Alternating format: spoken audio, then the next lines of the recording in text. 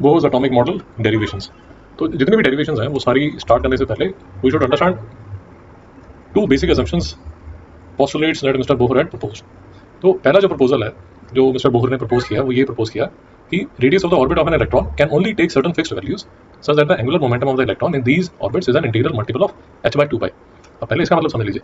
इसका मतलब ये हुआ कि अगर ये मेरे पास न्यूक्लियस है और ये फर्स्ट शेल है, ये सेकंड शेल है, ये बेसिकली हम जो केमिस्ट्री में भी पढ़ते हैं क्लास 8 9 से हम पढ़ना शुरू कर देते हैं। तो ये n=1 है, n=2, n=3। तो 8th क्लास से ये वाला जो मॉडल हम पढ़ते हैं ये मिस्टर बोहर का ही मॉडल है। तो इसमें जो बेसिक assumption सर ने लगाई है वो assumption ये उन्होंने जो पोस्टुलेट उस टाइम जो प्रपोज किया है उसमें ये प्रपोज किया है कि आप सिर्फ वो ही शेल्स में इलेक्ट्रॉन घूम सकता है जिसमें जो एंगुलर मोमेंटम है that is a integral multiple of h/2π। इसका मतलब ये हुआ कि ये शेल में ये शेल में ये शेल में जो एंगुलर मोमेंटम होना चाहिए वो मल्टीपल ऑफ h/2π होना चाहिए where n is the integer. Integer मतलब first shell, second shell, third shell. तो ये जो है ये एंगुलर मोमेंटम होना चाहिए और मैकेनिक्स में हमें पता है, मैकेनिक्स से हमें पता है कि जो एंगुलर मोमेंटम है that is equal to mv/r। So basically mister Bohr ये कह रहे हैं जो फंडामेंटल पोस्टुलेट उनका है वो ये है कि अगर इलेक्ट्रॉन यहाँ घूम रहा है, यहाँ अगर इलेक्ट्रॉन घूम रहा है तो उसका जो mv/r है and let us assume this is n is equal to 1, मतलब ये फर्स्ट शेल की बात करें तो इसका जो एंगुलर मोमेंटम है वो किसके इक्वल होगा 1 × h/2π। और अगर इलेक्ट्रॉन यहाँ घूम रहा है, यहाँ घूम रहा है, n = 2, तो यहाँ पर mv, अगर मैं इसको r1 बोल देता हूँ, इसको मुझे r2 बोलना पड़ेगा where r1 is the radius of shell. ये सेकंड शेल है, ये जो शेल्स हैं ये सर्कल्स हैं और ये ध्यान रखिए। तो अगर ये r1 है, ये रेडियस 1 है, ये रेडियस 2 है, तो mv/r2 जो है वो किसके इक्वल होगा 2 × h/2π। सो बेसिकली जो एंगुलर मोमेंटम है जिसको हम l से भी रिप्रेजेंट कर देते हैं एंगुलर मोमेंटम, तो ये जो है ये मल्टीपल ऑफ n × h/2π होगा। ये सर ने पोस्टुलेट किया अपने मॉडल में। ओके, उसके बाद जो एक और assumption पोस्टुलेट जो सर ने ये बोला कि देखिए अगर इलेक्ट्रॉन जो है it makes a transition from one of its orbit to another orbit having lower energy, in doing so it emits a photon of energy equal to the difference in energies of the two orbits. इसका मतलब समझ लीजिए, क्योंकि जब हम derivation start करते हैं तो ये जो दो assumptions हैं ये हमारे लिए फंडामेंटल हो जाती है। तो कहने का मतलब ये आपके पास ये न्यूक्लियस है, ये न्यूक्लियस है, ये आपकी फर्स्ट शेल, ये फर्स्ट शेल और ये आपकी सेकंड शेल। एक तो before we start the derivation आपको ये पता होना चाहिए कि एट इन्फिनिटी, अगर ये इन्फिनिटी है, इफ दिस इज इन्फिनिटी, जो एनर्जी ऑफ इलेक्ट्रॉन है, एनर्जी ऑफ इलेक्ट्रॉन जो है, मतलब एनर्जी ऑफ इलेक्ट्रॉन ऐसे बोल लीजिए वो बेटर रहेगा, energy of electron nucleus pair ऐसे बोल लीजिए तो ज़्यादा अच्छा रहेगा। Electron nucleus pair is 0। कहने का मतलब इन दोनों में ये जो न्यूक्लियस है और इसका ये वाला जो इलेक्ट्रॉन है, ये पेयर की जो एनर्जी है वो 0 है। इन दोनों का आपस में कोई लेना देना नहीं है। ये देखिए ये जो एनर्जी 0 है वो ये बताने की कोशिश कर रही है कि इस इलेक्ट्रॉन का और इस न्यूक्लियस का आपस में कोई लेना देना नहीं है। ओके, अब इसका एनर्जी पे क्या फ़र्क पड़ता है, एनर्जी के साइन पे क्या फ़र्क पड़ता है, और वो कन्फ्यूजन हो जाता है। इनिशियली बहुत कन्फ्यूजिंग लगता है बट वो थोड़ा समझने की कोशिश कीजिए। एक तो ये समझिए कि यहाँ पर जो इन्फिनिटी पे जो एनर्जी है, ये जो एनर्जी है वो है 0। अब यहाँ कोई तो एनर्जी है, मैं उसको E1 बोल देता हूँ, यहाँ कुछ तो एनर्जी है, यहाँ कुछ तो एनर्जी है। किसकी एनर्जी? एनर्जी इस पेयर की, किस पेयर की? न्यूक्लियस इलेक्ट्रॉन पेयर की। तो इस पेयर की यहाँ पर कुछ एनर्जी है, इस पेयर की यहाँ कुछ एनर्जी है, इस पेयर की यहाँ पर कुछ एनर्जी है। अब जैसे जैसे आप बाहर जा रहे हैं, आपकी जो एनर्जी है वो दूर जा रही है, जो आपकी जो एनर्जी है वो इंक्रीज हो रही है। उसको भी थोड़ा समझिए। अगर इलेक्ट्रॉन यहाँ पर है तो न्यूक्लियस ने इसको बांध के रखा हुआ है, उसने अपनी अट्रैक्शन में इसको रखा हुआ है। जब उसने अपनी अट्रैक्शन में इसको रखा हुआ है, न्यूक्लियस जो है वो पॉजिटिवली चार्ज्ड है, जो इलेक्ट्रॉन है वो नेगेटिवली चार्ज्ड है। इस पेयर की जो एनर्जी है वो नेगेटिव है। तो अब सिर्फ एक नंबर पकड़ने के लिए मैं आपको ऐसे बताता हूँ कि लेट अस अज्यूम, अगर एक सेपरेट फिगर ड्रॉ कर लेता हूँ, अगर ये न्यूक्लियस है, ये सिर्फ एज्यूम नंबर्स हैं, इनको करेक्ट नंबर्स मत पकड़िए, जस्ट एज्यूम नंबर्स हैं। सो लेट अस अज्यूम कि अगर यहाँ पर एनर्जी -4 जूल है तो यहाँ -3 होगी, यहाँ -2 जूल होगी, यहाँ -1 होगी, और यहाँ ये जो इन्फिनिटी है यहाँ पर इसकी एनर्जी जो है वो 0 हो जाएगी। तो अगर आप मेरी बात समझ रहे हैं, अगर ये सारा जो आपको ज्ञान दिया जा रहा है वो सिर्फ ये वाला जो पोस्टुलेट है वो समझाने के लिए आपको ज्ञान दिया जा रहा है, ये वाला पोस्टुलेट समझाने के लिए कि अगर आपका इलेक्ट्रॉन -2 जूल वाले शेल से अगर वो -3 वाली शेल में नीचे आएगा तो बात समझिए ज़रा, यहाँ पर इसकी जो एनर्जी है वो -2 जूल है। अब जो थोड़ा दिमाग में, हमारा दिमाग जो एक्सेप्ट नहीं करता वो पहले समझ लीजिए। -2 जो है वो -4 से ज़्यादा है, तो -2 ज़्यादा एनर्जी वाला, मोर एनर्जी से लेस एनर्जी शेल में जब इलेक्ट्रॉन जंप मारेगा तो वो एनर्जी लूज करेगा इन टर्म्स ऑफ अ फोटॉन या फोटॉन्स, जैसे भी आप उसको बोलना चाहें, फोटॉन्स। और हमें ये पता है, सर आइंस्टाइन ने हमें ये बताया हुआ है कि एक फोटॉन में जो एनर्जी है वो h नहीं है। तो कहने का मतलब, अगर आप हाई एनर्जी से लो एनर्जी शेल में जंप मार रहे हैं तो you will lose energy in the form of photons, और हर वो जो फोटॉन होगा उसकी जो energy would be given by H new. और यही जो लाइट है, ये जो एच न्यू है, ये जो एच न्यू मतलब जो फ्रीक्वेंसी है, ये जो लाइट है वो लाइट आपको, ये देखिए ये अलग अलग कलर की जो लाइट है, ये अलग अलग कलर की जो लाइट है वो आपको इसलिए नज़र आ रही है क्योंकि जो फ्रीक्वेंसी है वो वेरी करेगी।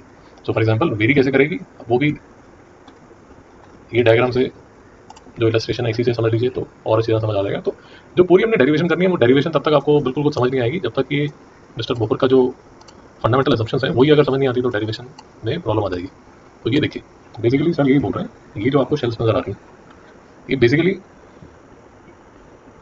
ये जो आपको फोटो नज़र आ रही है, ये जो फोटो आपको नज़र आ रही है, ये जो फोटो नज़र आ रही है, ये फोटो जो है ये ऐसी ही है कि ये न्यूक्लियस है, जो अभी हम बात करें वही बात है। ये फर्स्ट शेल है, ये देखिए, ये सेकंड शेल है, ये थर्ड शेल है, ये फोर्थ शेल है, ऐसे फोर्थ शेल है, ये n = 4 है, ये n = 3 है, ये n = 2 है, ये n = 1 है, ये न्यूक्लियस है। अब देखिए जो कलर्स आपको दिखते हैं वो कलर्स ऐसे दिखते हैं कि यहाँ से, अब यहाँ पर इलेक्ट्रॉन था, एक्साइटेड इलेक्ट्रॉन था, वो जब ये नीचे, सॉरी ज़्यादा लंबा कर दिया, वो जब फर्स्ट शेल में आके गिरेगा, मैंने उसको न्यूक्लियस में गिरा दिया, ये देखिए यहाँ पर आके जब वो गिरेगा, जब फर्स्ट शेल में गिरेगा, या ये वाला जो इलेक्ट्रॉन है वो यहाँ पर आके गिरता है, या ये वाला जो इलेक्ट्रॉन है वो यहाँ पर, मतलब मैं सारे जो ये तीनों इलेक्ट्रॉन्स हैं उनको फर्स्ट शेल में गिरा। तो ये डायग्राम जो आपको दिखा रहे हैं, ये देखिए, इसमें जैसे जैसे ये इलेक्ट्रॉन्स गिर रहे हैं बेसिकली, ये देखिए यहाँ पर कहीं कुछ इन्फिनिटी से जो इलेक्ट्रॉन है वो यहाँ पर गिरा, जब वो यहाँ पर गिरा तो वो एनर्जी लूज करेगा, वो जो एनर्जी लूज करेगा वो in terms of photon lose करेगा। और अगर वो फोटॉन जो है वो अगर विजिबल लाइट का फोटॉन है तो आपको कलर दिखाएगा, अगर वो विजिबल लाइट में नहीं है, इंफ्रारेड है या अल्ट्रावायलेट है, तो वो आपको कलर नहीं दिखाने वाला। तो मैं फिर से आपको ये दिखाता हूँ, ये देखिए, तो ये वाले जो फोटॉन्स हैं वो तो आपको नजर आएंगे क्योंकि ये विजिबल स्पेक्ट्रम में है। अगर वो फोटॉन इंफ्रारेड में है या वो अल्ट्रावायलेट में है तो वो आपको नजर नहीं आने वाले। और हर शेल का यही हमने मॉडल में यही हमने डिराइव करना है। अभी जब लेक्चर शुरू होगा, just want to give a introduction कि हम किस रास्ते में जा रहे हैं। तो ड्यूरिंग द डेरिवेशन हम ये भी डिराइव करेंगे कि ये देखिए यहाँ -13, यहाँ -3, यहाँ -1, यहाँ -0.8, यहाँ -0.4। तो ये जो मैं आपको यहाँ आपको बता रहा था कि ये जो रफ मैं आपको -4, -3, -2 करके दिखा रहा था, सेम जो है उसको अगर आप देखना चाहें तो ऐसे भी देख सकते हैं। अब क्योंकि हमारे पास नंबर्स हैं, we are talking in terms of numbers, तो अगर आप यहाँ पर नंबर लिखना चाहते हैं तो नंबर लिख के भी आप तो उसको समझ सकते हैं। तो ये मेरी n = 1 है, ये n = 2 है, ये n = 3 है, ये n = 4 है, ये n = 5 है। याद रखिए ये हाइड्रोजन की बात हो रही है, हाइड्रोजन एटम की बात हो रही है। और हाइड्रोजन एटम में अब ये वाला जो n = 1 है, तो अगर हम बुक को रेफर करते हैं तो बुक को रेफर करके हमें ये वैल्यूज पता चल जाती हैं कि यहाँ पर अगर इलेक्ट्रॉन बैठा होगा तो उसकी एनर्जी होगी -13.6 इलेक्ट्रॉन वोल्ट, ये हम डिराइव करने वाले हैं। यहाँ पर होगा तो -3.4 इलेक्ट्रॉन वोल्ट, यहाँ होगा तो -1.51 इलेक्ट्रॉन वोल्ट, यहाँ होगा तो -0.85 इलेक्ट्रॉन वोल्ट, यहाँ होगा तो -54 इलेक्ट्रॉन वोल्ट। और यही मैं आपको बता रहा था कि अब देखिए अगर ये यहाँ पर कोई इलेक्ट्रॉन, आपने इलेक्ट्रॉन, वैसे तो हाइड्रोजन का एटम है, एक ही इलेक्ट्रॉन होगा, अब उसको आपने एक्साइट करके यहाँ भिजवा दिया, ये यहाँ पर आके, ये बंदर की तरह यहाँ पर आके बैठ गया, ये यहाँ बैठ गया। लेट अस अज्यूम हम सिर्फ एक ही एटम की बात कर रहे हैं, हमारे पास सिर्फ एक ही एटम, मल्टीपल एटम्स नहीं है। अब ये बंदर की तरह यहाँ पर बैठ गया, अब कभी तो बेचारा खाना खाने अपने घर वापस आएगा। अब जब ये जंप मार के वापस यहाँ पर आएगा तो you can very well understand कि जब ये मंकी की तरह यहाँ बैठा हुआ था, मैं एक छोटा सा मंकी बना देता हूँ, मंकी तो नहीं लग रहा, आदमी लग रहा है, अब जैसा भी है ये काम चला गया। तो ये जो मंकी है ये फोर्थ शेल से जब फर्स्ट शेल पे आएगा वापस जब मारेगा, तो यहाँ पर इसके के पास जो एनर्जी थी वो ये थी -0.85 इलेक्ट्रॉन वोल्ट। अब यहाँ पर जब वापस आके गिरेगा तो ये देखिए फिर से कंफ्यूज मत होइए, नंबर लाइन की हेल्प लीजिए। तो नंबर लाइन अगर आपने सामने रखेंगे तो कंफ्यूज नहीं होंगे। देखिए -0.85 यहाँ पर है और -13.6 यहाँ पर। ये देखिए आप जब यहाँ जा रहे हैं तो बेसिकली एनर्जी को लूज कर रहे हैं। तो कितनी एनर्जी लूज कर रहे हैं? -0.85 इलेक्ट्रॉन वोल्ट प्लस 13.6, इतनी एनर्जी आपने लूज की। अब इसको कैलकुलेट करके देखिए, 13.60 -0.85 ये 7 है, तो 12.75 इलेक्ट्रॉन वोल्ट एनर्जी लूज होगी। अब मैं आपको ये बताने की कोशिश कर रहा हूँ, तब से सेकंड पोस्टुलेट आपको समझा रहा हूँ कि ये जो एनर्जी लूज हो रही है, ये जो एनर्जी लूज हुई 12.75 इलेक्ट्रॉन वोल्ट, तो मिस्टर बोहर सेकंड पोस्टुलेट में जो हमारा इंपॉर्टेंट जो पोस्टुलेट है वो ये बताने की कोशिश कर रहा है कि ये जो एनर्जी लूज होगी ये in terms of h nu lose होगी। तो यहाँ से आप इसकी फ्रीक्वेंसी निकाल सकते हैं। अगर ये विजिबल है तो आपको कोई कलर नजर आएगा, या वो अगर अल्ट्रा वायलेट हुई या इंफ्रारेड हुई, अगर उसकी जो फ्रीक्वेंसी है वो इस स्पेक्ट्रम में या इस स्पेक्ट्रम में रिप्लाई करती है तो वो आपको समझ में आएगा, मतलब वो फिर आपको दिखेगा नहीं। तो ये जो टेबल है, आई होप इसका मतलब आपको समझ आ गया, और आई होप आपको ये वाला समझ आ गया, ये जो सर ने मिस्टर बोहर का जो पोस्टुलेट है कि an electron can make a transition from one of its orbit to another orbit having lower energy, in doing so it emits a photon of energy equal to the difference in the energy of the two orbits. और अगर आप ये पूछते हैं कि जो electron था वो बंदर की तरह यहाँ पर आके ये इस ब्रांच पे क्यों बैठ गया, हायर ब्रांच पे कैसे बैठ गया, तो आपने कोई ना कोई एनर्जी उसको दी होगी, वो तो बेचारा यहीं बैठता है, उसकी जो स्टैंडर्ड स्टेट है वो यहाँ पर है। अब यहाँ पर आप उसको एनर्जी दोगे तो वो यहाँ पहुँच जाएगा। अब आप एनर्जी निकालोगे तो वो कभी तो घर पे आएगा, जब वो घर पे वापस आएगा तो फिर वो एनर्जी लूज करेगा, और वो जो एनर्जी लूज करेगा वो इन टर्म्स ऑफ ऐसे पैकेट्स ऑफ एनर्जी में एनर्जी जो है वो लूज करेगा। और वो जो पैकेट्स ऑफ एनर्जी है और वो जो तामझाम है वो सारा हम आइंस्टाइन सर के लेक्चर के टाइम, फोटो इलेक्ट्रिक इफेक्ट के टाइम, वो हम डिटेल में डिस्कस कर चुके हैं। ओके, तो अब हम जो रिजल्ट, तो ये सारी इंट्रोडक्शन है। अब ये इंट्रोडक्शन लेके मैं क्या करने वाला हूँ, मैं जो सर के ये जो 2 अजम्पशंस हैं, वो सर के ये जो सेकंड और 3 जो अजम्पशन है, और ऑफ कोर्स पहला जो है फंडामेंटल अजम्पशन, वो तो आप भूल ही नहीं सकते कि सर आल्सो सेज, जैसे मिस्टर रदरफोर्ड ने बोला था कि यार जो इलेक्ट्रॉन है वो सर्कुलर ऑर्बिट्स में ही घूमता है, that he agrees to what, इनसे पहले जो मिस्टर रदरफोर्ड आए उनसे he agrees, and then he gives these 3 postulates कि यार ऐसा होना चाहिए। तो अब जब डेरिवेशन स्टार्ट होगी तो हम पहले तो ये रेडियस बोहर सर के अजम्पशंस के हिसाब से, पोस्टुलेट्स के हिसाब से ये रेडियस डिराइव करेंगे, फिर वेलोसिटी डिराइव करेंगे, then we will come to something called a Bohr radius, ये हम देखेंगे। उसके बाद फिर हम एनर्जी ऑफ द इलेक्ट्रॉन्स लेंगे। अब याद रखिए कि जो एनर्जी ऑफ द इलेक्ट्रॉन्स है वो kinetic energy plus potential energy है। अगर आपने थर्मोडायनामिक्स में एक और एनर्जी आपने देखी होगी, वाइब्रेशनल एनर्जी यहाँ नहीं ली जा रही, क्यों नहीं ली जा रही ये आप आगे 12th के बाद आप समझेंगे, बट सिर्फ काइनेटिक और पोटेंशियल एनर्जी आप यहाँ ले रहे हैं, because if you have done thermodynamics, kinetic energy में आपको 3 एनर्जीज आपने ली थी, काइनेटिक, पोटेंशियल और वाइब्रेशनल। तो शायद किसी के दिमाग में आ सकता है कि भाई वाइब्रेशनल एनर्जी क्यों नहीं ली है, क्यों नहीं ली है, वो आपको हायर क्लासेस में पता चलता है। खैर, तो काइनेटिक एनर्जी लेंगे, पोटेंशियल एनर्जी लेंगे, ये एनर्जी का फॉर्मूला जो है ये भी हम डिराइव करेंगे। उसके बाद अगर आप यहाँ वैल्यूज डाल देंगे, ये देखिए साइन का मतलब मैं अभी आपको सारे साइंस का मतलब बता देता हूँ, बट अगर आप वैल्यू डालेंगे तो ये 13.6 यहाँ पर आ जाता है, ये 13.6, ये वाला 13.6 है, ये 13.6 electron volt. Now this is excitation energy की बात हो रही है, आयनाइजेशन एनर्जी की बात हो रही है, यही चीज़ आप केमिस्ट्री में भी करते हैं। तो केमिस्ट्री में भी अगर आपने ध्यान से लेक्चर लिखे होंगे तो एक्चुअल में केमिस्ट्री में ये हम इनिशियल चैप्टर्स में, आई थिंक सेकंड या थर्ड चैप्टर्स में, 11th क्लास में केमिस्ट्री में कर लेते हैं। उसके बाद ये देखिए, ये मैं आपको बता रहा था कि ये जो H नहीं हुआ, ये वो एनर्जी जब बंदर की तरह वापस इलेक्ट्रॉन अपने घर पे वापस आता है तो इतनी एनर्जी छोड़ता है। और इसको हमें पता है कि जो C है that is velocity of light. तो ये वाली जो C है वो अभी मैं आपको डिटेल में बता देता हूँ, but the point that I am trying to make is कि ये देखिए यहीं कहीं C भी नजर आ जाएगा, ये देखिए ये C भी घूम रही है यहाँ पर। तो ये वाला जो C है वो ये वाले, ये जो फ्रीक्वेंसी है, फ्रीक्वेंसी किसकी, उस फोटोन की जो कि निकला था। कब निकला था? जब इलेक्ट्रॉन हायर शेल से नीचे वाली शेल में आया था। तो ये भी ट्रीटमेंट हम देखने वाले हैं। Okay, limitation of Bohr model नहीं करेंगे, सारा का सारा जो हमारा जो ट्रीटमेंट है आज का, वो सारा का सारा मैथमेटिकल ट्रीटमेंट है। लिंक में आपको ये PDF मिल जाएगा, I will be using this PDF to describe, I think more or less. Introduction में कुछ और हम करना चाहते हैं, ये हमने डिस्कस कर लिया, ये अभी इंट्रोडक्शन ही चल रही है, अभी डेरिवेशन स्टार्ट नहीं हुई, बिकॉज डेरिवेशन थोड़ी लंबी है और थोड़ा सा इन्वॉल्व काम है, तो मैं चाहता हूँ कि अभी मैं इंट्रोडक्शन थोड़ी लंबी करके फिर जब मैं आपको डिस्क्राइब करना शुरू करूँ तो उसमें ज़्यादा टाइम ना लगाऊँ। तो एंगुलर मोमेंटम जो है वो सर का पोस्टुलेट, उस रेडियस में इलेक्ट्रॉन घूमेगा जहां एंगुलर मोमेंटम है that is given bye NH2 पाई। तो ये वाला तो मैंने आपको बता दिया, फिर ये H न्यू वाले जो फंडे हैं ये सब भी आपको अच्छी तरह समझा दिए। फिर आपको ये भी बता दिया कि जैसे जैसे आप बाहर जाते हैं, मतलब रेडियस से जितना दूर जाते हैं, आपकी एनर्जी बढ़ती है, आपकी मतलब जो इलेक्ट्रॉन है उसकी एनर्जी बढ़ती है, और ये मान के लिया जाता है कि जो इन्फिनिटी पे जाके जो इलेक्ट्रॉन न्यूक्लियस की पेयर का जो एनर्जी है दैट इज 0। ओके, अब जो सिंबल्स हम यूज करने वाले हैं वो सिंबल्स एक बार तसल्ली से देख लीजिए, उसमें कोई कंफ्यूजन मत रखिए। बीच बीच में जहां पर भी कंफ्यूज होंगे मैं आपको बीच में दिखाता रहूंगा, बट एक बार सिर्फ देख लीजिए। जहां पर भी हम Z यूज कर रहे हैं, Z का मतलब है एटॉमिक नंबर। जो नंबर ऑफ इलेक्ट्रॉन्स हैं और नंबर ऑफ प्रोटॉन्स हैं वो Z के इक्वल होते हैं, वो एटॉमिक नंबर के इक्वल होते हैं। हम एक न्यूट्रल एटम को कंसिडर कर रहे हैं। इलेक्ट्रॉन पे ये वाला सिंबल जब भी आपको E नजर आएगा, जैसे यहाँ पर आपको E नजर आ रहा है, this is the charge on one electron, 1.6 × 10⁻⁻19 coulomb.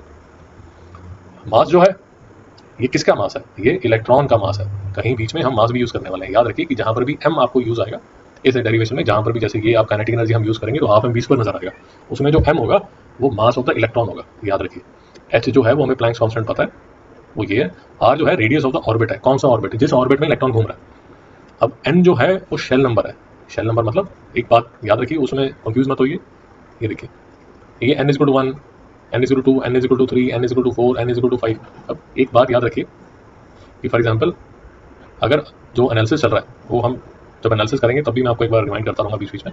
अब जैसे हम यहाँ का एनालिसिस कर रहे हैं तो एक बार चेक कर लीजिए कि किस रेडियस की बात कर रही है, किस रेडियस की बात चल रही है। अगर n = 4 के बारे में बात कर रहे हैं तो रेडियस जो है वो 4th शेल का ही डिस्कस हो रहा है। अगर आप ये वाले शेल में, फर्स्ट शेल के इलेक्ट्रॉन की बात कर रहे हैं तो रेडियस ये वाला डिस्कस हो रहा है। अगर आप यहाँ बैठे हुए हैं, अगर किस इलेक्ट्रॉन की बात कर रहे हैं, किस इलेक्ट्रॉन की, जो कि 5th हाउस में है, 5th शेल में है, तो यहाँ पर जो रेडियस है वो 5th शेल का या उसका जो घर है, अगर घर तो नहीं मतलब जहाँ पर वो बेचारा बैठा हुआ है, घर तो उसका, क्योंकि अगर हाइड्रोजन है तो उसका जो घर है वो तो यही होगा, फर्स्ट शेल ही होगा, कभी ना कभी तो वापस आएगा। But the point I am trying to make is की जो please remember the link between the radius of the shell and the position of the electron, उसको कंफ्यूज मत कीजिए। याद रखिए सिंबल्स, याद रखिए कि सिंबल का मतलब क्या होता है, क्योंकि बहुत सारा सिंबल्स है तो चीज़ें थोड़ी कंफ्यूजिंग हो जाती है। एन जो है वो शेल नंबर है। अच्छा, मैं जो डेरिवेशन कर रहा हूँ उसमें मैं एक फैक्टर के यूज़ कर रहा हूँ। के कौन सा फैक्टर है? 1/4πe0। अब ये 1/4πe0 वैसे तो फेमस फैक्टर है, एक बार फिर से देख लीजिए। देखिए अगर आपके पास दो चार्जेस हैं Q1 और Q2, अगर इसमें फोर्स ऑफ अट्रैक्शन या फोर्स ऑफ रिपल्शन जो भी देखना चाहते हैं वो न्यूटन सर का famous formula Q1 Q2 by r², I am sorry Coulomb sir का, न्यूटन सर का तो दूसरा वाला था, इसी का भाई है, वहाँ पर भी एक कांस्टेंट आता है बट वहाँ पर m1 आता है, m2 आता है, बाई r² आता है। ये न्यूटन सर का था, ये कूलम सर का था। अब ये Q1 जो है वो चार्ज ऑफ पहला ऑब्जेक्ट, ये चार्ज ऑफ दूसरा ऑब्जेक्ट। अब मैं जब के आपको बता रहा हूँ, ये जो डेरिवेशन कर रहा हूँ उसमें ये पूरा का पूरा जो फैक्टर है इसको मैं के बोल रहा हूँ। और याद रखिए ये जो फैक्टर है इसकी जो वैल्यू है वो 9 × 10⁻9 यूनिट्स होती है। वो यूनिट्स क्या होती है वो देखते रहिए अपने आप, बट अगर आप इंसिस्ट कर रहे हैं देखिए वो हो जाएगी newton metre square by coulomb square. चलिए ये भी सॉल्व हो गया। तो मैं जहाँ जहाँ डेरिवेशन में के आपको नजर आएगा मैं आपको दिखाता रहूँगा, मैं आपको बीच बीच में रिमाइंड भी कराता रहूँगा कि जहाँ जहाँ आपको के नजर आएगा वो के जो है वो ये वाला फैक्टर है 1/4πe0। तो कंफ्यूज मत होइए, कोई फॉर्मूला गलत नहीं है। अगर आपकी बुक से फॉर्मूला अलग नजर आ रहा है आपको, मैं आपको बता दूंगा कैसे अलग कैसे नजर आता है। तो उसमें सिर्फ ऐसा होगा कि जो के की वैल्यू 1/4πe0 डालेंगे तो आपकी बुक वाला फॉर्मूला नजर आना शुरू हो जाएगा। ये देखिए ये कूलम सर का फॉर्मूला के Q1 Q2 बाय r²।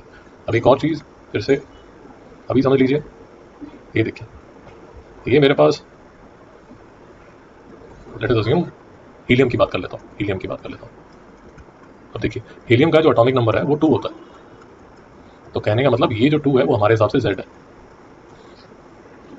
अब देखिए अगर मैं हीलियम का एक इलेक्ट्रॉन, हीलियम के 2 इलेक्ट्रॉन्स होंगे, बट मैं जो रिलेशन स्टडी करना चाहता हूँ वो इसके एक इलेक्ट्रॉन, और यहाँ पर ये जो न्यूक्लियस है, न्यूक्लियस पे चार्ज कितना है, ये Z × E।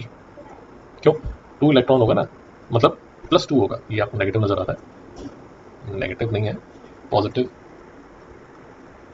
Z। तो मैं जो स्टडी करना चाहता हूँ वो ये वाला इंट्रैक्शन स्टडी करना चाहता हूँ। इसलिए आपको हमेशा जो फॉर्मूला यूज़ किया जाएगा, आप डेरिवेशन में जो फॉर्मूला यूज़ करते हैं तो फॉर्मूला यूज़ किया जाएगा, वो फॉर्मूला यूज़ किया जाएगा ऐसे। ये देखिए ये जो है ये बेसिकली न्यूक्लियस है और ये जो है वो इलेक्ट्रॉन है। अब न्यूक्लियस इलेक्ट्रॉन का जो पेयर है उसमें जो अट्रैक्शन है वो स्टडी कर रहे हैं, और ये जो रेडियस है फिर से वही, ये जो रेडियस है उसका रेडियस है जिस शेल के इलेक्ट्रॉन को आप स्टडी कर रहे हैं। आई होप आपके फंडे क्लियर हो रहे हैं और आप ज़्यादा कंफ्यूज नहीं हो रहे।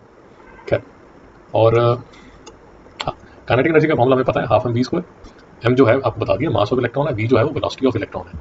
वो इलेक्ट्रॉन जो हम स्टडी कर रहे हैं जो कि nth शेल में पड़ा हुआ है, जिसका रेडियस एक स्पेसिफिक रेडियस होगा जिस शेल में वो है।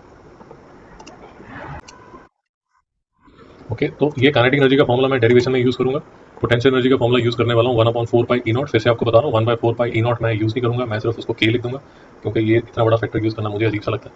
अच्छा, जो पोटेंशियल एनर्जी का फॉर्मूला है that is given by Q1 Q2 by R, उसमें R स्क्वायर नहीं होता। ये आपने इलेक्ट्रोस्टैटिक्स में, हाँ इलेक्ट्रोस्टैटिक्स के चैप्टर में आपने स्टडी किया होगा। तो ये फॉर्मूला अब ये जो इंट्रोडक्शन है वो इंट्रोडक्शन मैं आपको इसलिए दे रहा हूँ ताकि जब डेरिवेशन स्टार्ट होती है तो ये सब चीज़ें मैं आपको दोबारा ना समझाऊँ, मैं आपको उस टाइम बता दूंगा कि यार हमने ये जो है ये डिस्कस कर लिया है। तो ये कूलम सर का फॉर्मूला हम यूज़ करेंगे, हम ये kinetic energy half M V square use करेंगे। हम पोटेंशियल एनर्जी किसका of the nucleus electron system, क्या मतलब हुआ ये देखिए, यहाँ पर हम डिस्कस कर रहे थे, अगर आपको याद होगा ये देखिए यहाँ पर हमने सबसे पहले डिस्कस किया था, यहाँ सबसे पहले जब हम डिस्कस कर रहे थे तो ये जो पेयर है, जो न्यूक्लियस है और जो इलेक्ट्रॉन है, ये जो न्यूक्लियस है और अगर इलेक्ट्रॉन यहाँ पर है तो ये पेयर में कुछ एनर्जी है ना। ये देखिए यहाँ पर मैंने डिस्कस किया था, जब दूसरे शेल में अगर कोई इलेक्ट्रॉन पड़ा हुआ है उसका और न्यूक्लियस का एक एनर्जी है, इसकी और इसकी एक एनर्जी है। ऑफ कोर्स जब ये एनर्जी जीरो हो जाती है, कहने का मतलब जो इलेक्ट्रॉन है वो अब चला गया इन्फिनिटी पे, वो न्यूक्लियस के शिकंजे से निकल चुका है, भाग चुका है वो, तो इसलिए इस पेयर की जो एनर्जी है वो जीरो होती है। तो ये वाला जो फॉर्मूला हम यूज़ करेंगे, ये फॉर्मूला यूज़ करेंगे हम potential energy of the electron nucleus system, ये वाला ये यूज़ करेंगे। ओके आगे चलिए, ये भी हमने डिस्कस कर लिया कि जो टोटल एनर्जी है वो kinetic energy plus potential energy है, हाफ एम वी स्क्वायर डाल दिया, ये पोटेंशियल एनर्जी डाल दिया। आपको मैं बता चुका हूँ, आइंस्टाइन सर ने हमें बताया हुआ है कि जो फोटोन है उसकी जो एनर्जी है that is given by H new. New मतलब फ्रीक्वेंसी, किसकी फ्रीक्वेंसी, उस फोटोन की। कौन सा फोटोन, जो रिलीज होगा जब इलेक्ट्रॉन शेल चेंज करेगा। तो वेलोसिटी ऑफ ये रिलेशन हम डिराइव करेंगे, velocity of the electron derive करेंगे, वो रेडियस डिराइव करेंगे, फिर हम देखेंगे कि जो रेडियस है that is proportional to n square. इसका मतलब थोड़ा 2 मिनट लगा के समझ लीजिए, अगर n 1 है तो रेडियस आपको ऐसा नजर आएगा, n इज इक्वल टू 2 मतलब जो रेडियस है वो ऐसे 4 टाइम नजर आएगा। जब n इज इक्वल टू, ये n इज इक्वल टू 1, ये शेल की बात हो रहा है, n इज इक्वल टू, जब आप तीसरी शेल में है तो ये यहाँ जा चुका है। कहने का मतलब जो डिस्टेंस है जैसे n इज इक्वल टू 4 पे जाएंगे तो वो 16 टाइम दूर चले जाएगा। तो रेडियस और शेल का रिलेशनशिप समझिए। अगर नहीं समझ आ रहा तो मैं आपको फिर से समझाने की कोशिश करता हूँ। यूजुअली हम जब शेल्स बनाते हैं तो हम शेल्स यूजुअली ऐसे बना देते हैं कि ये न्यूक्लियस होगा, ये ऐसे। अगर आप देख रहे हैं मैं इक्वी डिस्टेंस बता रहा हूँ, इनमें जो डिस्टेंस है ये देखिए, ये जो डिस्टेंस है वो मैं ऑलमोस्ट सेम ही रख रहा हूँ, बट ऐसा नहीं है। अगर ये है 1 तो ये होना चाहिए 4, ये n इज इक्वल टू 2 है, ये n इज इक्वल टू 1 है, और 9 ये होना चाहिए 9 यहाँ पर ऐसा, n इज इक्वल टू 3, और n इज इक्वल टू 16 जो है वो तो स्क्रीन से बाहर ही निकल रहा है। तो आई होप ये फंडा भी आपको समझ आ गया हो, ये सारी चीज़ें आपको आगे दिखेंगी। तो ये रिलेशन लेके अगर आप इसको डिराइव कर सकते हैं, फिर आप हाइड्रोजन के लिए n इज इक्वल टू 1 डाल के और z इज इक्वल टू 1 डाल के, मतलब हाइड्रोजन के लिए आप हाइड्रोजन का एटम का रेडियस निकाल सकते हैं। वैल्यू आप डालेंगे आपको मिल जाएगा, मैं अभी आपको कैलकुलेशन भी दिखा देता हूँ। और आप ये भी निकाल सकते हैं कि वहाँ पर जो इलेक्ट्रॉन घूम रहा है उसकी वेलोसिटी कितनी है, वो वेलोसिटी ये होगी। आपको वैल्यूज डालनी, वैल्यूज कैसे डालनी मैं अभी आपको थोड़ी देर में बता देता हूँ। काइनेटिक एनर्जी का फॉर्मूला डिराइव हो जाएगा, पोटेंशियल एनर्जी का हो जाएगा, ये total energy of the electron जो कि एक शेल में घूम रहा है जिसका रेडियस आ रहा है, तो ये हम कर लेंगे डिराइव। टोटल एनर्जी में अगर आप वैल्यूज डालेंगे तो वो जो 13.6 या 13.7 आपको इलेक्ट्रॉन वोल्ट जो नजर आया था, जो नेगेटिव नजर आया था, उसकी वैल्यू भी आपको यहाँ नजर आ जाएगी। ये कौन सा 13.54, ये देख लीजिए, ये देखिए, ये वाला है, ये देखिए, ये जो 13.6 यहाँ लिखा हुआ है वो मेरी जो कैलकुलेशन है वो थोड़ी ऊपर नीचे है, तो इसलिए वो 5 नजर आ रहा है। तो हम जब कैलकुलेशन करेंगे तो याद रखिए ये 13.6 वाला ये वाला, ये 13.6 होगा,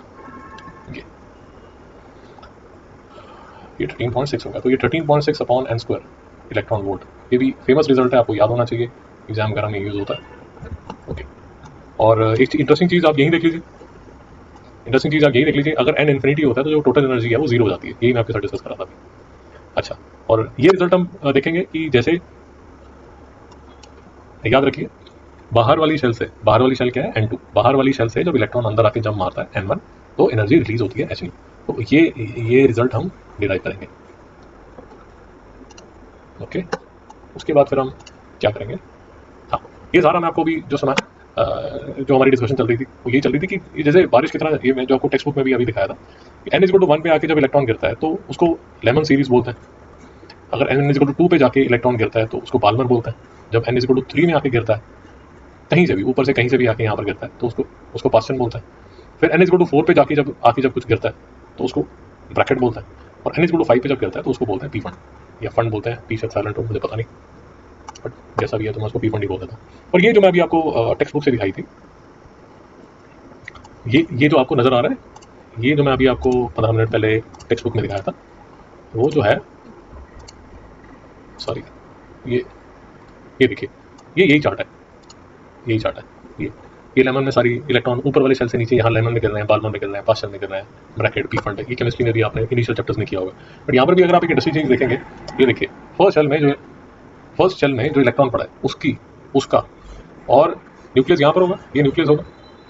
अब ये इलेक्ट्रॉन न्यूक्लियस का जो पेयर है उसकी जो एनर्जी है वो -13.6 है। कहने का मतलब, बात समझिए, कहने का मतलब अगर आप +13.6 इलेक्ट्रॉन वोल्ट इस इलेक्ट्रॉन को दे देंगे तो जो एनर्जी है वो जीरो हो जाएगी। कहने का मतलब ये जो इलेक्ट्रॉन है ये फुर करके भाग जाएगा इंफिनिटी पे। और यही मैं लेक्चर के शुरू से आपको बताने की कोशिश कर रहा हूँ। आई होप अभी तक क्लियर हो गया हो। ओके, तो इसके बाद फिर हम क्या करेंगे? ओके, इसके बाद हम कैलकुलेट करेंगे कि जो इलेक्ट्रॉन घूम रहा है रेडियस में उसका टाइम पीरियड क्या है। ये एक और रिजल्ट हम डिराइव करेंगे। तो ये सारे रिजल्ट्स और ये सारा ज्ञान हमें चाहिए होगा before we start the derivations. और डेरिवेशन जो है वो पीडीएफ आपको लिंक में मिल जाएगा। अब मैं जो डेरिवेशंस है वो स्टार्ट करने लगा।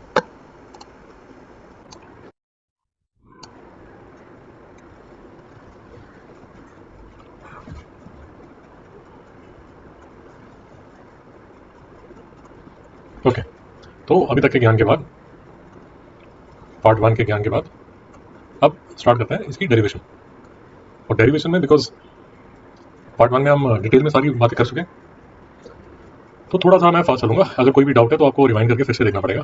पार्ट 1 जो है वो एक बार रेफर करना पड़ेगा। ओके, तो अब आपका ये न्यूक्लियस है। सबसे समझने के लिए सबसे सिंपल हाइड्रोजन एटम ले लीजिए, इसको समझना थोड़ा आसान हो जाता है। तो हाइड्रोजन एटम अगर आप लेंगे तो ये एक इलेक्ट्रॉन, एक प्रोटॉन, बस यही दोनों भाई हैं। अब मिस्टर बोर कह रहे हैं कि जो इलेक्ट्रॉन है वो ऑर्बिट में घूम रहा है। अगर वो घूम रहा है तो उसको कोई सेंट्रीपिटल फोर्स रहेगी। वो जो सेंट्रीपिटल फोर्स है that will be given by mv²/r, where v is the velocity of this electron जो ये ऐसे ऐसे ऐसे करके घूम रहा है, r is the radius of this orbital, इसमें वो घूम रहा है।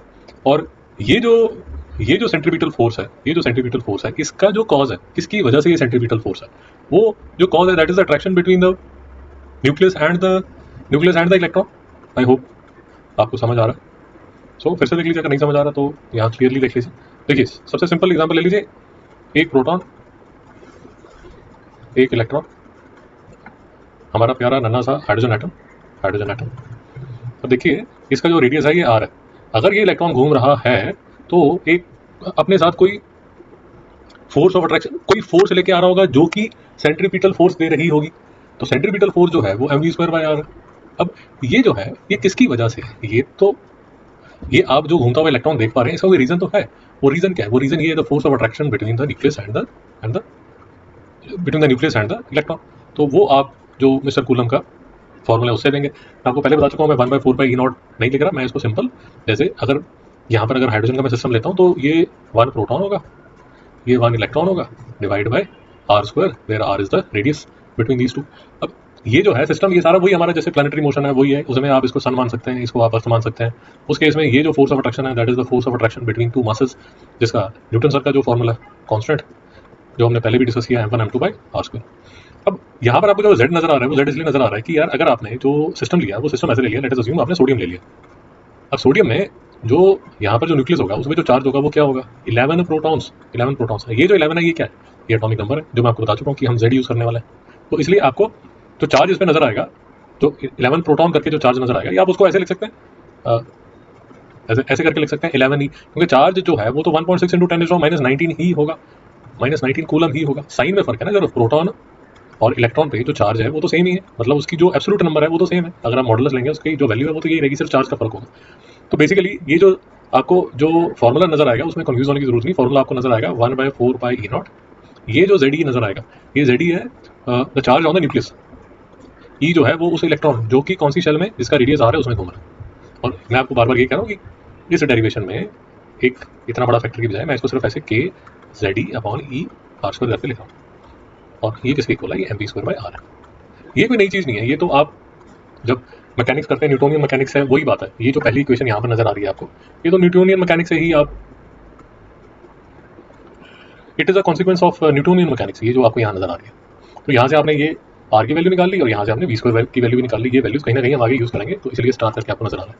अब अगर आप पूछेंगे कि सर ये तो पता ही है, ये तो मिस्टर न्यूटन ने भी बोला हुआ था, बोर सर ने क्या किया? बोर सर ने ये किया, बोर सर ने क्या बोला कि सर अगर ये इलेक्ट्रॉन घूम रहा है तो इसका जो एंगुलर मोमेंटम है which is given bye mvr, ये जो एंगुलर मोमेंटम है this would be integral multiple of h upon 2 पाई, जो कि हम थोड़ी देर पहले पार्ट 1 में डिटेल में जो इंट्रोडक्शन आपको दी गई है उसमें हम डिटेल में यही बात कर रहे थे कि ये जो एंगुलर मोमेंटम है मिस्टर बोर की, ये जो स्टेटमेंट है, यहाँ बोहर सर ने अपना ये वाला जो पॉस्टुलेट दिया है, ये अब ये जो पॉस्टुलेट है कि जो एंगुलर मोमेंटम होगा that will B integral multiple of h upon 2 पाई। अब आप क्या करेंगे, इस हाइपोथेसिस, इस पोस्टुलेट में आप अब जो वैल्यूज डाल रहे हैं वो किसकी वैल्यू डाल रहे हैं? आर की वैल्यू डाल रहे हैं। कहाँ से डाल रहे हैं? वो जो ऊपर आपने अभी निकाली है, ये देखिए, मैं आपको जूम आउट करके दिखाता हूँ। ये देखिए, ये जो आर की वैल्यू आपने यहाँ निकाली, वो आर की वैल्यू आपने ये यहाँ डाल दी। तो करने का फायदा क्या हुआ? करने का फायदा ये हुआ सर कि थोड़ा सा आप तामझाम करेंगे, मैथमेटिकल डांस करेंगे, तो इससे आपको ये वेलोसिटी आ जाएगी। और याद रखिए, बार बार कह रहा हूँ, प्लीज कंफ्यूज मत होइए। ये देखिए, ये जो के है ये 1/4 पाई ई नॉट है। तो ये आपके पास पहला रिजल्ट आ गया, velocity of electron which is moving in n shell. और एक बार याद रखिए, 2 पाई के जेड ई स्क्वायर एच, ये सारे कांस्टेंट है। तो बेसिकली जो वेलोसिटी है that is inversely proportional to n. N क्या था? The number of the shell. तो मतलब जैसे जैसे आप दूर जाएंगे वैसे वैसे जो स्पीड ऑफ इलेक्ट्रॉन है वो कम होती जाएगी। ये रिजल्ट आपको ये शो कर रहा है। अब ये रिजल्ट आपके लिए इंटरेस्टिंग क्यों हो जाता है? क्योंकि अगर आपके पास ऐसा न्यूमेरिकल आया, मैं आपको एक न्यूमेरिकल दिखाता हूँ। ये देखिए, determine the maximum angular speed of an electron moving in a stable orbit around the nucleus of hydrogen atom. ये देखिए, ये वर्ड देखिए, मैक्सिमम। वो मैक्सिमम एंगुलर स्पीड क्यों बोल रहा है? वो इसलिए बोल रहा है क्योंकि उसको पता है कि जो वेलोसिटी है जैसे जैसे n इज इक्वल टू 1 पे, n इज इक्वल टू 1 पे, ध्यान से देखिए, n इज इक्वल टू 1 पे जो वेलोसिटी है वो मैक्सिमम होने वाली है, क्योंकि 2, 3, 4 में ये जो वेलोसिटी है कम होनी शुरू हो जाएगी, डिनोमिनेटर बढ़ना शुरू हो जाएगा ना, इसलिए। तो वेलोसिटी का रिजल्ट आपने निकाल लिया। फिर आपने क्या किया, अब आपने ये जो mvr अपॉन 2 पाई था, ये जो बोहर सर का था, पहले आपने रेडियस डाल के वेलोसिटी निकाला। फिर आपने इस रिजल्ट में, ये वाला जो रिजल्ट है इसमें आपने v डाल दिया, ये वाला v डाल दिया। जो v डाला तो आप इस इक्वेशन को अब इन टर्म्स ऑफ r लिख सकते हैं। और ये है आपके r का फॉर्मूला। ये है आपके r का फॉर्मूला। बार बार कहता जा रहा हूँ, इसमें k नजर आएगा जो 1/4 पाई ई नॉट है। अगर आपको 1/4 पाई ई नॉट पसंद नहीं है, अगर आप कैलकुलेट करेंगे तो ये रिजल्ट आ जाएगा किसका? रेडियस का। और यही रिजल्ट आपकी महाराष्ट्र बोर्ड की टेक्स्ट बुक में यही रिजल्ट लिखा हुआ है। तो these are one and the same things. मैं आप जो भी आपको रिजल्ट दिखा रहा हूँ बीच बीच में आपको दिखाता रहूँगा कि अगर आप वैल्यू डालेंगे तो क्या करेंगे। अब देखिए, अब एक और चीज़ जो आपकी बुक में यहाँ डिफाइन की गई है उसको भी थोड़ा समझ लीजिए। आप कहाँ तक पहुँच गए? ये हमने आर एन डिफाइन कर लिया, आर एन हमने निकाल लिया, वी एन निकाल लिया। अब देखिए, आपकी बुक वाला उसको क्या बोलेगा? Bohr radius. बोहर रेडियस वो क्या बोल रहा है? ये देखिए, हमारे पास जो रिजल्ट है बोहर रेडियस, पहले ये देख लीजिए बोहर रेडियस बोला किसको जाता है। तो अगर आप एन की वैल्यू 1 डालेंगे, एन की वैल्यू 1 डालेंगे और कंसिडर करेंगे हाइड्रोजन एटम को, तो जेड की वैल्यू भी 1 होगी, एन की वैल्यू भी 1 होगी। मतलब Z is equal to 1, n is equal to 1, वो अगर डाल देंगे रेडियस में, ये देखिए मैंने n इज इक्वल टू 1 और z इज इक्वल टू 1 जब डाल दिया, तो मेरा जो ए नॉट है उसका जो फॉर्मूला है वो क्या बन गया? ये h square e naught upon pi e square m, इसको बोल दिया गया है ए नॉट। और अगर आप इसको कैलकुलेट करना चाहते हैं, इसको कैलकुलेट भी कर सकते हैं, वो कोई प्रॉब्लम नहीं है। ये वैल्यूज मैंने डाली हुई है, n is equal to 1, z is equal to 1, ये रेडियस में डालेंगे तो ये जो वैल्यू है, ये कैलकुलेशन थोड़ी ज़्यादा है। आप ये जो फॉर्मूला था आपने, ये जो फॉर्मूला यहाँ निकाला था, ये सारी n square, s square, 4 pi square, ये सेम ही फॉर्मूला है, एक ही बात चल रही है सारी। तो इसमें अगर आप वैल्यूज डालेंगे तो ये कैलकुलेशन करके आप ये 0.53 एंगस्ट्रॉम आ जाता है। This is the radius of hydrogen atom. और अगर आप मेरी बात समझ रहे हैं, रेडियस ऑफ हाइड्रोजन एटम मतलब ऐसा, ये प्रोटॉन बैठा हुआ है, ये इलेक्ट्रॉन बैठा हुआ है, तो ये रेडियस है, तो मतलब जो डायमीटर है वो अप्रोक्सीमेटली कितना हो जाएगा? 1 एंगस्ट्रॉम।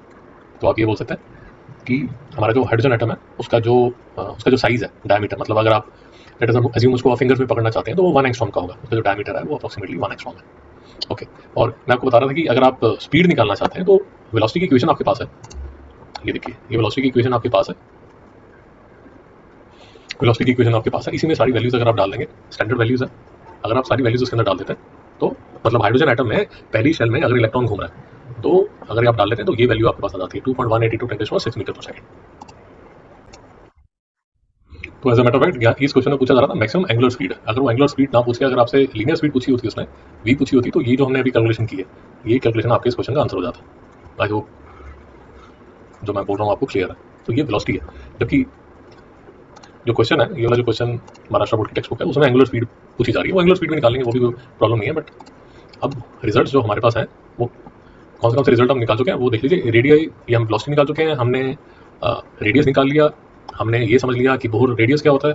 फिर एक चीज़ और याद रखिए कि थोड़ा सा मैनिपुलेट करके आप इसको जो रेडियस है उसको ए नॉट एन स्क्वायर लिख सकते हैं। अब ए नॉट एन स्क्वायर क्या है, ए नॉट जो है वो बोर रेडियस है और एन एन स्क्वायर जो है वो शेल है। ये याद रखिए, इसमें आपने कंफ्यूजन नहीं करनी कि ये जो r n is equal to a naught n square है, ये जिसको हम बोर रेडियस बोल रहे हैं ये हाइड्रोजन के लिए है, किसी और पे मत लगा दीजिए इसको,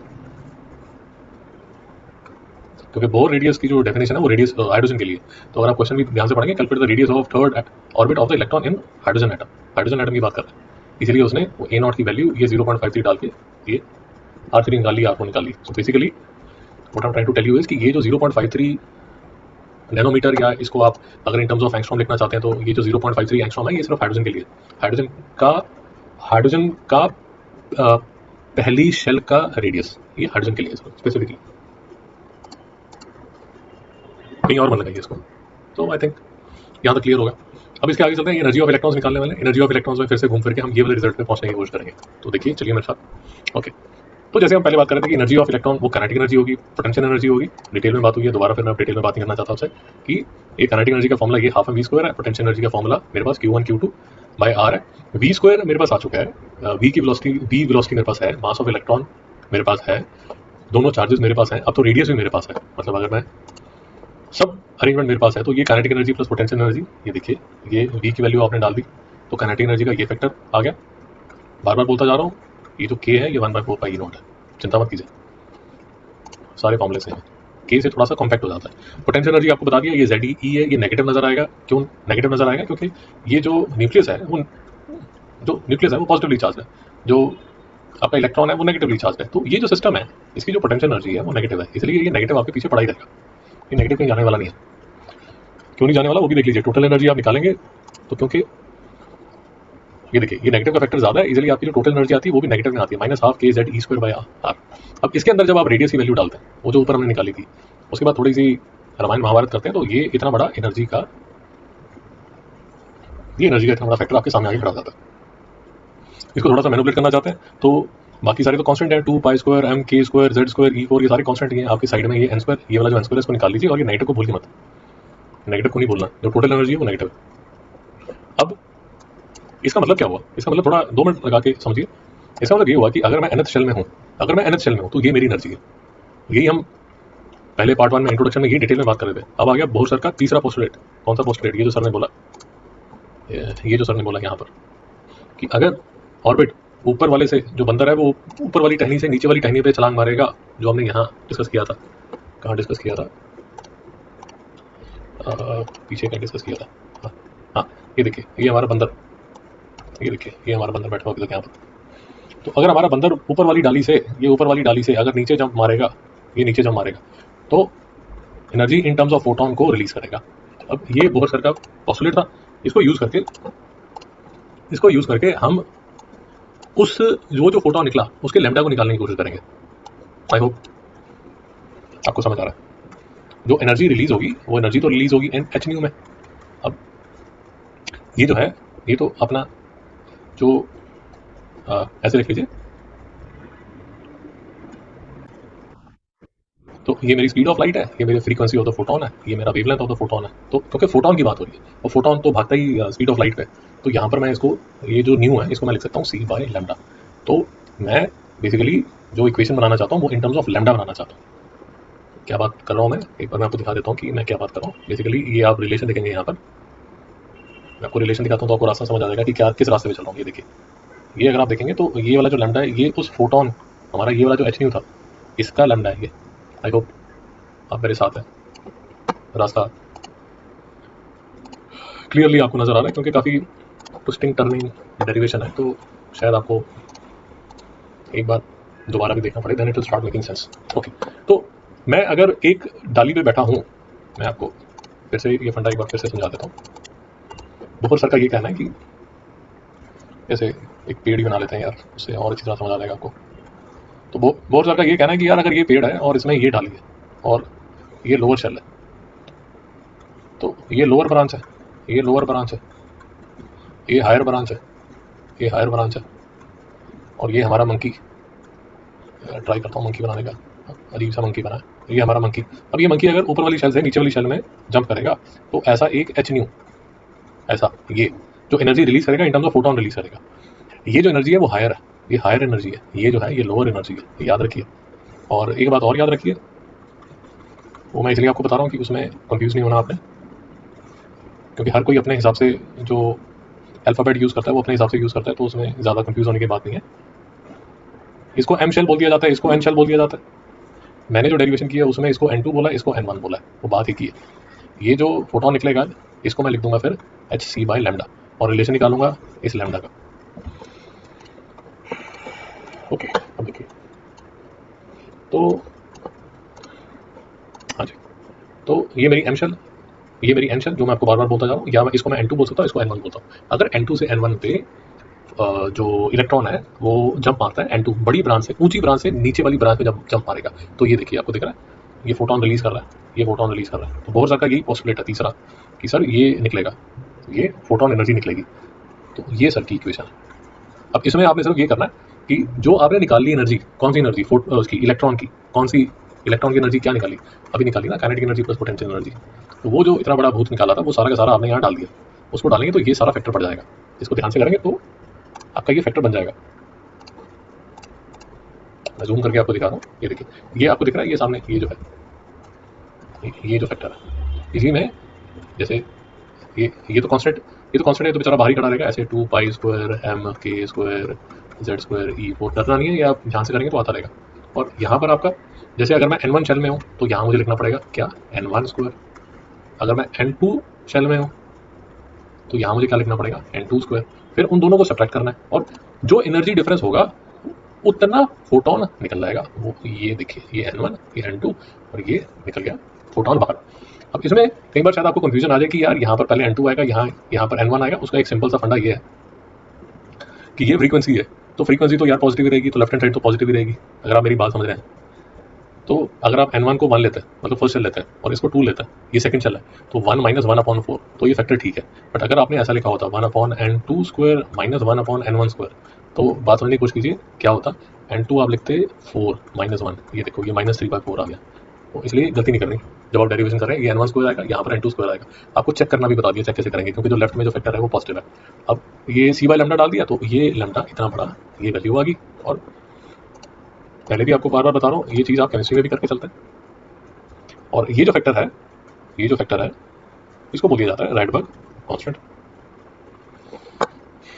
इसको बोल दिया जाता है राइडबर्ग कांस्टेंट। और ये भी देख लीजिए एक बार टेक्स्ट बुक में, अपनी टेक्स्ट बुक में भी देख लीजिए, ये देखिए ये यहाँ तक पहुँच गए हम। तो ये राइडबर्ग कांस्टेंट लिखा हुआ है और राइडबर्ग कांस्टेंट की आप ये वैल्यू डाल सकते हैं यहाँ पर। We define a constant called Rydberg constant, तो राइडबर्ग कांस्टेंट की आपने वैल्यू भी निकाल ली। और थोड़ा सा ध्यान से देखिए, मिस मत कीजिए, ये देखिए जो रेडबर्ग कांस्टेंट है उसमें Z² को आपने नहीं लिया, ध्यान से देखिए बिल्कुल। तो मैं इसको पेन को थोड़ा और पतला करके दिखाता हूँ, ये देखिए ये Z² आपने नहीं लिया, तो क्या क्या लिया है, mass of electron, charge on electron, ये देखिए देख रहे हैं आप 8CE0H3, 8CE0H3, ये Z² जो है यहाँ पर लग जाएगा। तो याद रखिए कि रेडबर्ग कांस्टेंट में Z की वैल्यू नहीं है, और ये फर्क कब पड़ जाता है, Z में तो फर्क नहीं पड़ता, हाइड्रोजन में तो फर्क नहीं पड़ता, क्योंकि हाइड्रोजन में Z की वैल्यू 1 ही होती है, तो इसलिए खास फर्क नहीं पड़ता अगर आप हाइड्रोजन के बारे में बात कर रहे हैं। बट किसी दूसरे में करेंगे तो गड़बड़ हो जाएगी। तो थोड़ा ध्यान से चलिए कि क्या हो रहा है। फिर से बार बार कह रहा हूँ, यहाँ पर ये देखिए अगर आप मेरे से कंपेयर करेंगे तो मेरी डेरिवेशन में आपको E0 नजर ही नहीं आएगा। क्यों नहीं नजर आएगा, क्योंकि मेरी सारी डेरिवेशन चल रही है K में, इसमें जो K है वो 1/4/E0 है। तो मैं अभी आपको दिखा देता हूँ, मेरी जो डेरिवेशन है वो K के टर्म्स में चल रही है, और जिससे कुछ खास फर्क नहीं पड़ता, बट कंफ्यूज नहीं होना। ये देखिए मेरी जो डेरिवेशन है उसमें आपको यहाँ K नजर आएगा, बट आप मैच करना चाहते हैं तो ये K की वैल्यू अगर आप 1/4/E0 का स्क्वायर करके डालेंगे तो ये जो वैल्यू है, ये जो हमने अभी निकाली वही वैल्यू आ जाएगी। तो यहाँ तक आपको समझ आ गया होगा। और इसमें मैंने आपको बोल दिया, इसमें प्लीज़ याद रखिए, जो शायद अगर आप नोट्स में देखेंगे तो थोड़ा सा आपको कन्फ्यूजन नजर आएगी। एक्चुअली मुझे ऐसा करना चाहिए कि ये जो Z है इसको साइड में लगा देना चाहिए, ताकि वो कन्फ्यूजन भी आपकी दूर हो जाए। मैं क्या करता हूँ, ये जो Z² है इसको अलग यहाँ लगा देता हूँ, या यहाँ लगा देता हूँ, ऐसे कर देता हूँ Z²। तो बेसिकली ये वाला जो फैक्टर है, ये वाला जो फैक्टर है वो रेडबर्ग कांस्टेंट है। आई होप क्लियर है चीज़ें आपको। ओके, तो चलिए आगे चलिए। ओके, तो अब नेक्स्ट ये एनर्जी की वैल्यूज हैं, फर्स्ट सेल सेकंड सेल, ये जो मैं शुरू से आपको दिखा रहा हूँ, एक बार ये भी समझ लीजिए कि ये वैल्यूज आती कैसे हैं। वैल्यूज कैसे आती हैं, जो आपका टोटल एनर्जी आपने निकाला था, जो टोटल एनर्जी आपने निकाला था, कहाँ निकाला था आपने टोटल एनर्जी, ये देखिए potential energy plus kinetic energy करके ये जो इतना बड़ा फैक्टर निकाला था, ये वाला, ये बूथ, ये देखिए ये वाला बूथ। अब एक बात याद रखिए, वो भी अगर आपने फोटो इलेक्ट्रिक इफेक्ट अच्छी तरह किया तो आपको समझ आएगा, ये स्टैंडर्ड आप वैल्यूज डालेंगे तो ये टोटल एनर्जी जो है वो जूल में, अगर आप इसको 1.6 इंटू 10⁻⁻19 के फैक्टर से डिवाइड करेंगे तो आपकी जो एनर्जी है वो किस में कन्वर्ट हो जाएगी, वो इलेक्ट्रॉन वोल्ट में कन्वर्ट हो जाएगी। वो ज़्यादा डिटेल में मैं अभी घुसना नहीं चाहता, बट मैं आपको दिखा देता हूँ मैंने किया क्या। ये देखिए ये मेरे पास स्टैंडर्ड रिजल्ट था, ये एनर्जी मेरी आती जूल में, बट अगर आप देखेंगे ये फैक्टर मैंने 1.6 इंटू 10⁻⁻19 का डिवाइड कर दिया, तो मेरी एनर्जी किस में कन्वर्ट होगी, इलेक्ट्रॉन वोल्ट में। तो ये अब ये जो एनर्जी आपको नजर आ रही है, ये इलेक्ट्रॉन वोल्ट में एनर्जी निकल रही है, इलेक्ट्रॉन वोल्ट में निकल रही है। और इसमें Z=1 डालेंगे तो हाइड्रोजन की एनर्जीज निकलनी शुरू हो जाएंगी। वो जो कैलकुलेशन है ये देखिए, ये Z=1 मैंने डाला, देखिए ध्यान से देखिए, Z=1 डाला यहाँ पर, तो मेरी जो सारी वैल्यूज हैं अब two pi square, e square, k square, m h square, ये सब वैल्यूज में डालूंगा। एन स्क्वायर को मैं हाथ नहीं लगा रहा, क्यों नहीं लगा रहा, क्योंकि मैं चाहता हूँ कि मुझे जो वैल्यू है वो ऐसे नजर आए। ये देखिए ये देखिए, ये सारा ये कैलकुलेशन चल रही है सारी। और याद रखिए ये जो टोटल एनर्जी है that is -13.54 upon n square electron volt. Basically अगर आप कंफ्यूज हो रहे हैं तो सिर्फ ये याद रखिए कि ये जो इतना बड़ा भूत है, ये इतना बड़ा जो भूत है, इसकी वैल्यू है 13.54। और जिसको लिखा जाता है वो, अगर आप उसके स्टैंडर्ड उसकी वैल्यूज आते हैं तो जो स्टैंडर्ड वैल्यू है वो लिखी जाती है 13. ये क्या लिखा होगा, 13.6, 13.6। तो ये 13.6, ये देखिए ये वाली जो फैक्टर है वो ये वाला फैक्टर है। तो ये देखिए, ये जो हम पार्ट 1 में डिस्कशन कर रहे थे, ये 13.6 हमारा घूम करके 13.6 यहाँ पर आपको नजर आना शुरू हो गया। ओके, तो ये सारी डेरिवेशंस है। एक और डेरिवेशन जो आप कर सकते हैं वो आपको इसलिए चाहिए होगी क्योंकि यहाँ पर आपने मैक्सिमम एंगुलर स्पीड निकालनी है। अब याद रखिए उसमें भी रोटेशनल मोशन के आपके जो फंडे हैं वो क्लियर होने चाहिए। आपको पता है रेडियस आप निकाल चुके हैं, अभी जो डेरिवेशन की उसमें रेडियस आपने निकाल लिया, आपने वेलोसिटी भी निकाल ली। तो हमारे पास एक रिलेशन जो रोटेशनल मोशन से चलता आ रहा है वो चलता आ रहा है v/ω। अब v/ω में अगर ओमेगा की वैल्यू निकालेंगे तो ये जो फैक्टर है इससे आपको क्या आ जाएगा, इससे आपका आ जाएगा angular speed of a electron in nth shell. ये देखिए ये फॉर्मूला है ओमेगा का। और एक बात और याद रखिए कि अगर आपको बेसिक फंडे आपके याद है तो ओमेगा जो है वो 2πf के इक्वल होता है, where f is the frequency, f is the frequency. तो ये जो 2πf है, ये वाला जो ओमेगा है वो इसके इक्वल हो जाएगा। तो आप f निकाल पाएंगे, और अगर आप f निकाल सकते हैं तो जो टाइम पीरियड है वो 1/f होता है। तो इसका रेसिप्रोकल करेंगे तो आपके पास टाइम पीरियड आ जाएगा। ये जो टाइम पीरियड है, कौन सा टाइम पीरियड, वो टाइम पीरियड जितनी देर में इलेक्ट्रॉन जो है वो एक चक्कर लगाता है। अगर आपको कंफ्यूजन हो रही है तो चिंता मत कीजिए, इसका एक न्यूमेरिकल है, इसके दो न्यूमेरिकल्स हैं जो हम अलग डिस्कस करेंगे। देखिए मैक्सिमम एंगुलर स्पीड निकालना, एक ये न्यूमेरिकल है, और दूसरा ये देखिए electron in hydrogen atom stage in the second orbit for 10⁻⁸ second, how many revolutions will it make around the nucleus in this time. तो इसमें जो मैं अभी आपको बता रहा हूँ कि ये जो ओमेगा है इसको मैं 2πf लिखूंगा। कहाँ लिखूंगा वो भी आपको दिखा देता हूँ। ओमेगा जो है वो ये देखिए, ये 2πf लिखा हुआ है, ये 2πf, ये देखिए ये 2πf निकाला। अब ये 2πf से मैंने फ्रीक्वेंसी निकाल ली और 1 इसका मैं रेसिप्रोकल किया, इसका मैंने रेसिप्रोकल किया, तो ये मेरा टाइम पीरियड आ गया। अब ये क्वेश्चन 11 था जो मैं अभी आपको दिखाया, ये क्वेश्चन 11 हम फिर से अलग डिस्कस करेंगे। तो अगर कोई कंफ्यूजन है तो वो उस क्वेश्चन में आपकी पूरी हो जाएगी। तो ये क्वेश्चन 11 में हम टाइम पीरियड फ्रीक्वेंसी निकालेंगे, और जैसे हम ये इसमें कैलकुलेशंस काफ़ी ज़्यादा है, काफ़ी कॉम्प्लेक्स है, तो वो आपको मैनेज करना पड़ेगा। बट ये एक और रिजल्ट है जो स्टैंडर्ड रिजल्ट में नहीं है, बट यू शुड अंडरस्टैंड कि v/ω ये जो है ये रिजल्ट किसके लिए है, ये ओमेगा के लिए, एंगुलर स्पीड के लिए ये वाला रिजल्ट है।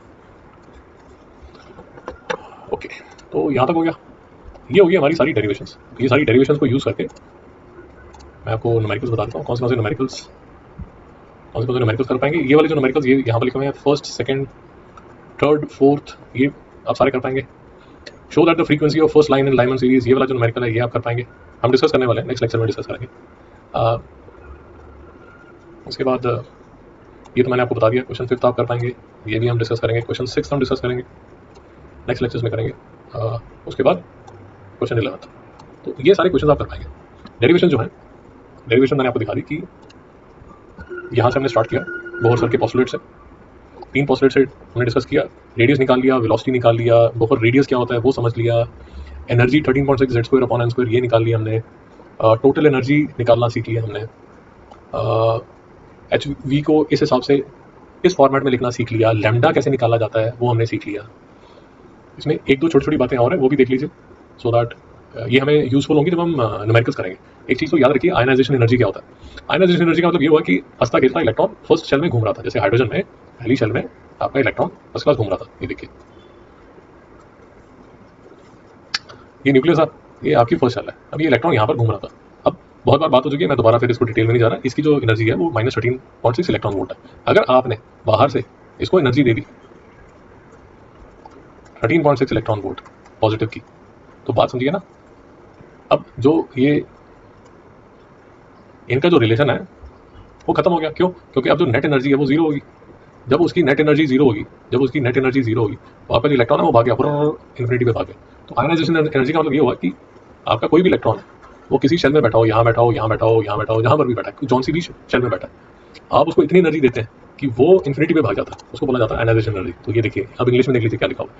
Ionisation energy of an atom is the minimum amount of energy required to be given to an electron in the ground state of that atom to set the electron free. It is the binding energy of the hydrogen atom. If we form an hydrogen atom by bringing a proton and electron from infinity and combined, EV energy will be released. आपको release करनी पड़ेगी क्योंकि infinity पे जो energy है, फिर से देखिए आप ये चीज़ों को अगर आप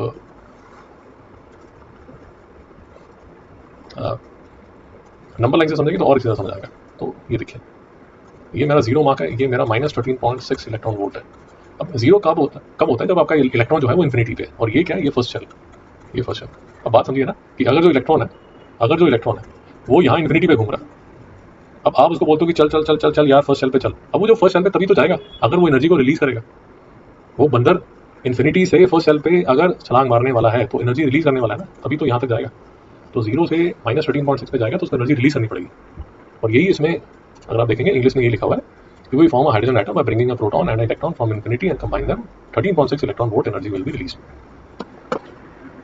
ओके, तो ये बात भी हमने समझ ली। उसके बाद एक लास्ट बात है, वो भी देख लीजिए 2 मिनट लगा के।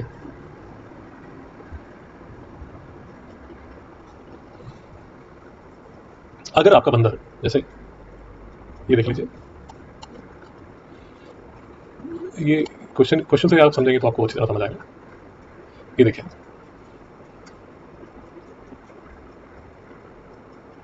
Describe the series limit of Balmer Paschen Pfund series given the limit for Lyman series is 912 angstrom. इसका मतलब सिर्फ ये हुआ कि आपका जो फॉर्मूला है, कौन सा फॉर्मूला है, ये वाला, जिससे आप वेवलेंथ निकालते हैं। कौन सी वेवलेंथ? उस फोटोन की वेवलेंथ जब बंदर ने ऊंची डाली से, ऊंची ब्रांच से नीचे वाली ब्रांच में जब जंप किया तो जो एनर्जी निकली वो एनर्जी निकली इन टर्म्स ऑफ फोटोन। वो जो फोटोन निकला उसका जो लैम्डा है, वो जो लैम्डा है उसकी जो इक्वेशन दी जाती है, वो इक्वेशन दी जाती है इससे। कौन सी इक्वेशन से? ये वाली इक्वेशन से, ये जो आपके सामने है, ये देखिए ये वाली।